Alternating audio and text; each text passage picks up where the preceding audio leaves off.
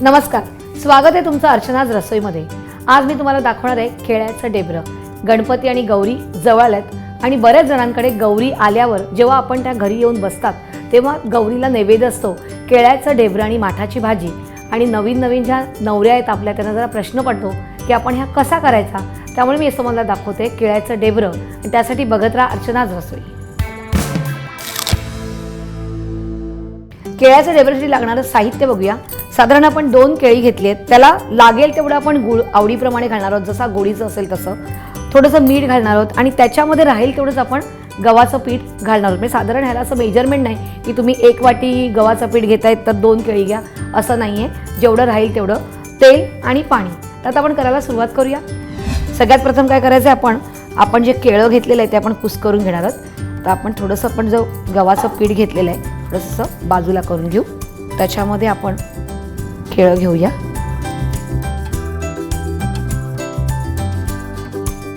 आणि केळं आपण काय करायचं आहे, किसून घ्यायचं आहे किसणीने, म्हणजे व्यवस्थित ते मिक्स होतं।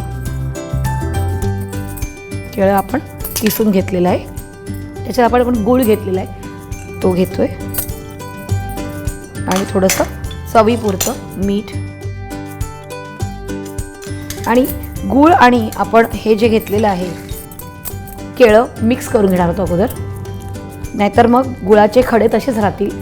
आणि जर तुम्हाला असं वाटलं की थोडंसं हे घट्ट वाटतंय तर मग ह्यात थोडंसं आपण पाणी घातलं तरीही चालतं। कारण थोडंसं हे कसं करायचं आपल्याला, ह्याची छोटे छोटे घावण काढायचे आहेत आपल्याला, त्यामुळे थोडंसं हलकंसं पाणी घालून मिक्स करून घ्यायचं आहे।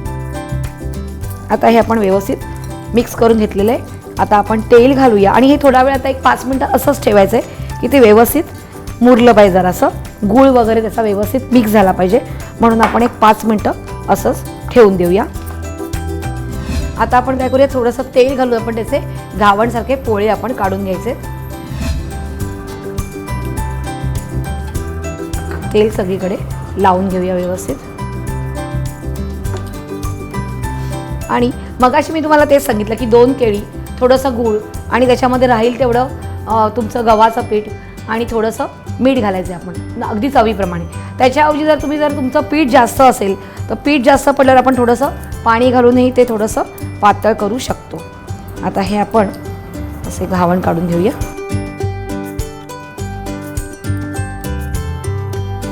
असे छोटे छोटे ह्याला पोळे म्हणता येणार नाही, ह्याला डेबरंच म्हणतात, केळ्याचं डेबरं। अशा प्रकारे आपण सगळे केळ्याची डेबरी आहे ती बनवून घेऊया आणि ही व्यवस्थित होऊन द्यायची दोन्ही साईडनी।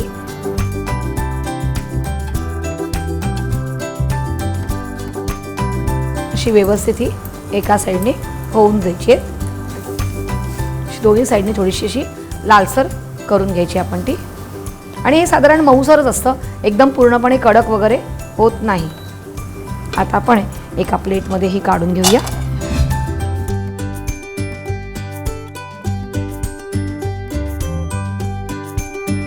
गौरीचा नैवेद्य केळ्याचं डेबरं तयार आहे। तुम्ही काय केलं, सबस्क्राईब केलं कुठे, इंडिया फूड नेटवर्कवर।